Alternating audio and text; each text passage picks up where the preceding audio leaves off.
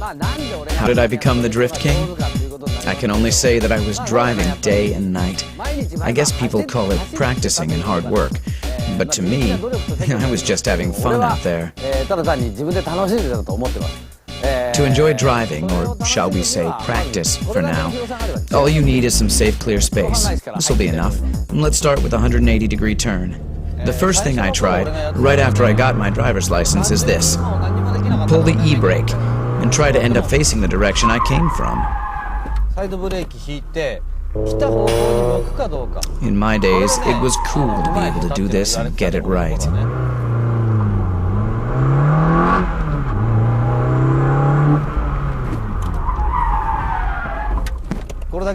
You know, you guys have these cones or pylons now, but in my days, we didn't have anything like that, nor were we smart enough to think of using one. If I had these cones back then, I would have improved much faster. Obviously, in the beginning, I couldn't get it right like this. It used to be like this. I was scared and didn't know how fast I should be going, so I would stop like this. But turning the car in the direction that you came from, without stopping the engine, means that the driver is stepping on the clutch to turn the car around. In the beginning, it's okay to mess up and stop facing the wrong direction, or even stall the engine. But don't get scared. Just try it in a safe, closed environment. And once you learn how to turn 180 degrees with an e-brake, your next step should be making 90-degree turns. I never did this on the streets. The important thing is to keep trying, and of course, practice in a safe place. Turning 90 degrees is a cool trick. Let's say this is a right-angle corner, and you go like this. This 90-degree turn is easy once you get the hang of pulling the e-brake, adjusting your speed, and counter-steering to face the right direction. Once you master these two techniques, you'll want to install an LSD. You'll be able to turn 180 degrees and move on to doing 360s without stalling the engine.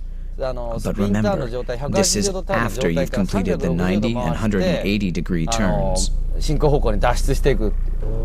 Believe me, you will be able to do this only if you know the basic techniques of sliding the car from a simple tail slide to a power slide, adjusting the drifting with your gas pedal. The LSD really comes after you master the basic techniques. The important thing here is to discover how much fun it is to play with your car. Like here, I can turn just by pulling the e-brake. When you learn to do this correctly, you'll want to do it on the track. The main objective of this special training program is that you have fun driving your car. If you have fun, you'll be calm enough to sense the behavior of your car, and at the same time, you won't be scared of your tail sliding anymore. Tsuchiya says that if you go through these training programs, you'll be able to drift on track for sure. Watching this DVD should enable you to look over the weak points of your driving, and from there, try out the various drifting techniques that Tsuchiya has illustrated. The lesson continues.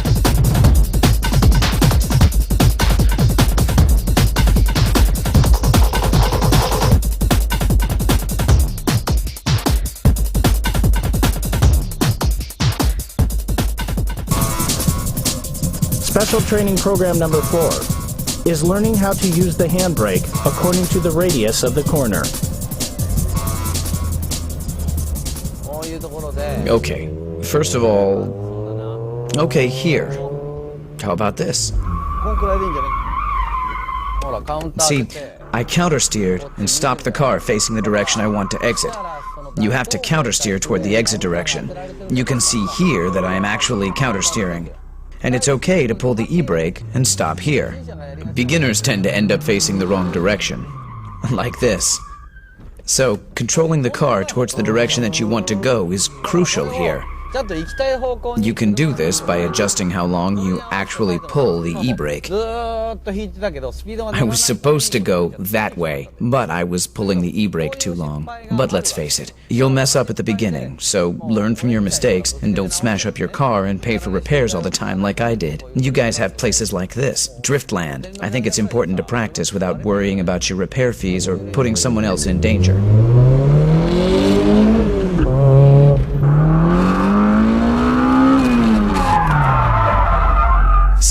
Here, I'm pulling the e-brake too long, letting the car slide too much. In this situation, your left hand is pulling the e-brake, and your right hand working the counter steer is too slow. This is how you'll end up facing the direction that you came from. So, just shorten the time you're pulling the e-brake.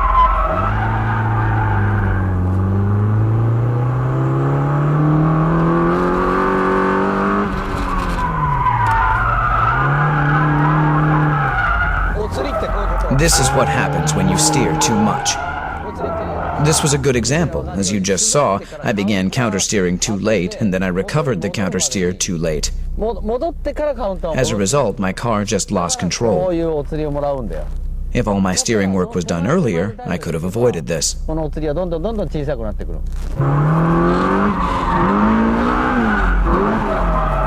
If you end up doing this, just hit the brakes and stop the car.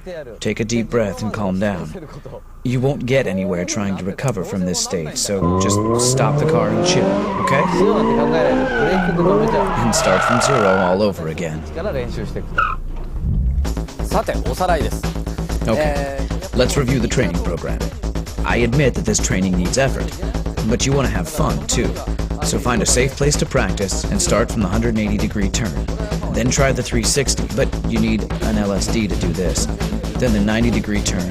And when you learn all this, come to a track like this one to practice, where you can find something like this. To practice doing donuts, you need an LSD.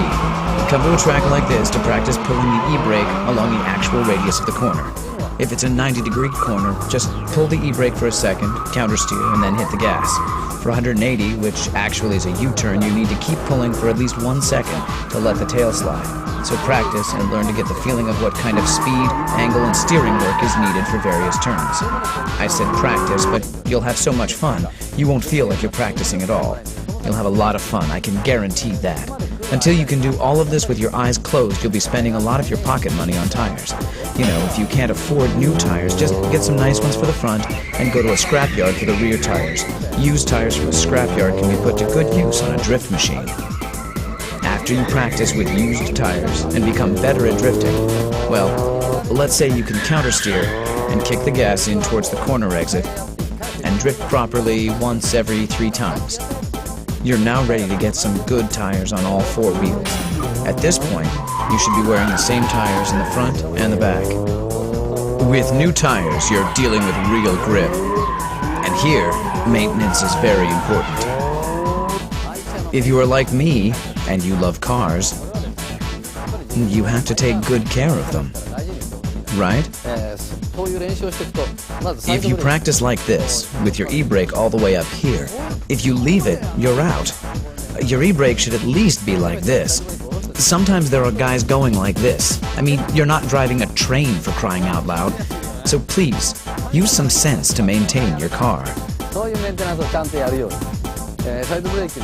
I used to adjust my e-brakes once a month. Back then, the e-brake was all I had. At one time, I couldn't turn without it. I'm serious. And brake balance is also important. Racing cars have brake balance adjusters, but production cars don't. So we have to adjust brakes by changing the brake pads. Beginners tend to think that just changing the front pads can make some difference. But what a big mistake. It will make some changes, but it just messes up your balance. For instance, my front pads are Image C2, but if the rear pads were stock, only the front pads will work and mess up the balance. But again, there are preferences according to the driver.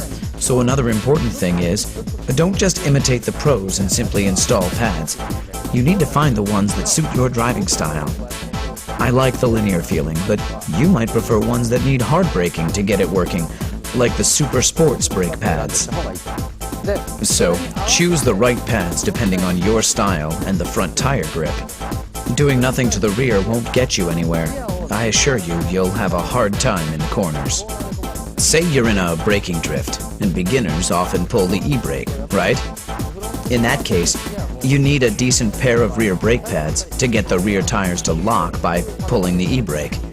Plus, if you're wearing poor grip tires on the rear, it's easier to lock them with decent rear pads. When you become an intermediate drifter, you can now step on the gas when you're tail sliding, right? If you drift for 5 days a week like I used to, you need to overhaul your LSD once every month or so. This means if you go drifting once a week, you'd need an LSD overhaul at least once every 8 months or so. An LSD that needs an overhaul feels like a viscous LSD, and it's not fun at all. The car won't exit properly, and sometimes kills the drifting. You only end up with worn-out rear tires because the inner wheels keep spinning. It just ruins the fun of drifting. So make sure to overhaul your LSD and maintain your drift machine in healthy condition. You will have more fun on a well-maintained drift machine.